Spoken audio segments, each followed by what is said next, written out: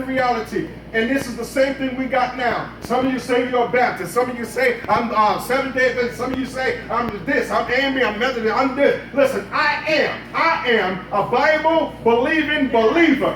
Wherever I get with other Bible-believing believers, that means that we're together on this. The church is doing harm to a dying world because we are more divided than they are. They are in agreement about their lifestyle. We are in disagreement about who we are. So people want to find a church, but the first thing people say when they ask me, what kind of church is your church?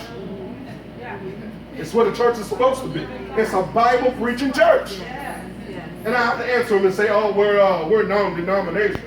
Are you Pentecostal? Because the Pentecostals, they scream too much. And you're this because they do this too much. Are you this because they bowling? Are you this because that? Listen, here's this. Whatever you want, if you want the whole Bible, that's the church you need to be into. Amen. That's my church.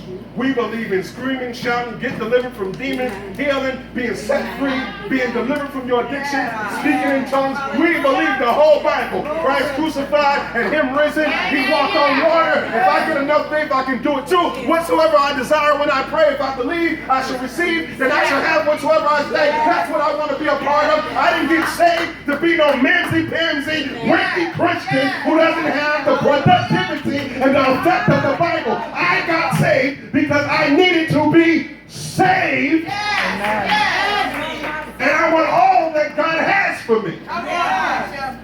So I don't know what works for you. If we're too loud and we're too charismatic, then this ain't for you. But if you've been through all hell, if you've been hurt, if you've been sick, if you've been attacked, if you've been lied on, if you've been cheated on, if you've been abused, if you've been misused, if you've been living and treated as an outcast, if people have touched you wrong, did you wrong, then guess what? You need to be around some folks that believe that God can change your life. Whether I scream, whether I whisper, whether I shout, whether I dance, whether I pray, whether I lead, whether I run, whether I speak in an unknown tongue unknown to man, it is all deliverance, and you need it, and I need it. That's why we are saved.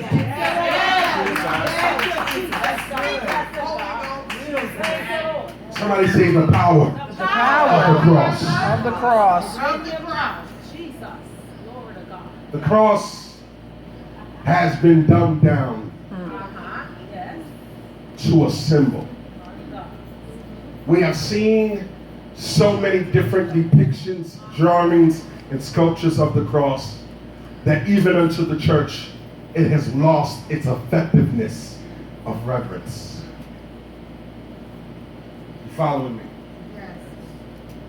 When you see a cross, it should bring you into remembrance of the power of the living God and what He's done for you. But here's the thing, many of us don't notice.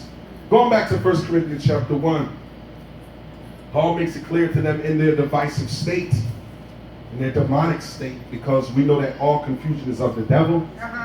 It says, for Christ sent me not to baptize, but to preach the gospel, not with wisdom of words, lest the cross, Christ, the cross, Christ, the cross, Christ, the cross of Christ should be made of none effect.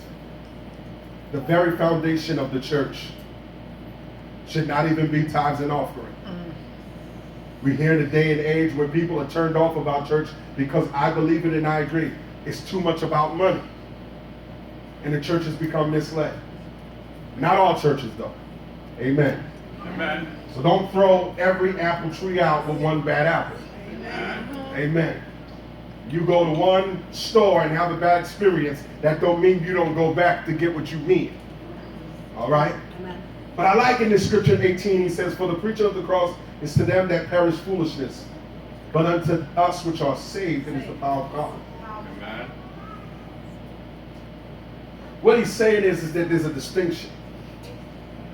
People who are dying and people who have a dying mentality,